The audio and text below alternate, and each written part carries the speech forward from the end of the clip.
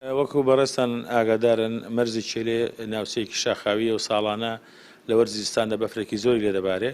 ئەم ساڵیش بەدەر نەبووە وەکو ساڵەکانی تر بەفری لێباریوە، بەڵام لە دوێنێەوە بەفرێکی زۆر باریوە و هەرچەند تیمەکانی ئێمە لایانی خۆمان کاتا دەگاتە خاڵی سفری مەرزەکە پاکیان کردێتەوە، بەڵام بەداخەوە لە دیوی ئێران پاک نەکراوەتەوە. 2 ڕۆژە دوێنێ ئەمڕۆ مەرزەکە بە تەواوەتی جوڵەی گەشتیاری و بازرگانی تێدا نییە.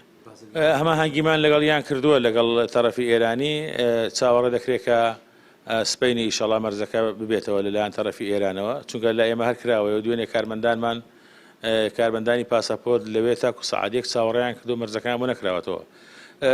ئەو سروشتی جوگرافی ئەو مەنتیقەوەیە ئێستا ئەمڕۆ خۆ بەفر نەباریوە، بەڵام بەفرێکی زۆری کردێتەوە جادەکان بە بایەکە کە دێ ئەو بەفرە ڕادەماڵە دەهێنێتە ناو جادەکانەوە.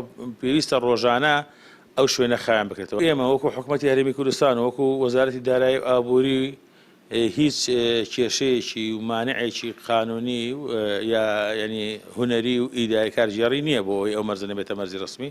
دووجار لیژنەی دەربازە سنوورەکانی عێراق هاتووە لەگەڵ نوێنەری 11 وەزارەتی معنی لە عێراقەوە هاتوون و پیان وایە کە شوێنێکی زۆر گونجاوە بۆ ئەوی ببێتە مەرزێکی نێودەوڵەتی لە ڕووی تیجاری و بازرگانیشەوە و لە ڕووی گەشتیاریشەوە. هۆکار پێم وابێ هۆکارەکە مەرزی کێلێ و سەیرانبەن و 1-2 مەرزی کەشن کە ئەوانە ینی خراونەتە یەک پاکێز لەگەڵ مەرزەکانی تر، یان دەبێت ڕێککەوتنێکی سیاسی لەسەر بکرێت لەگەڵ مەرزەکان.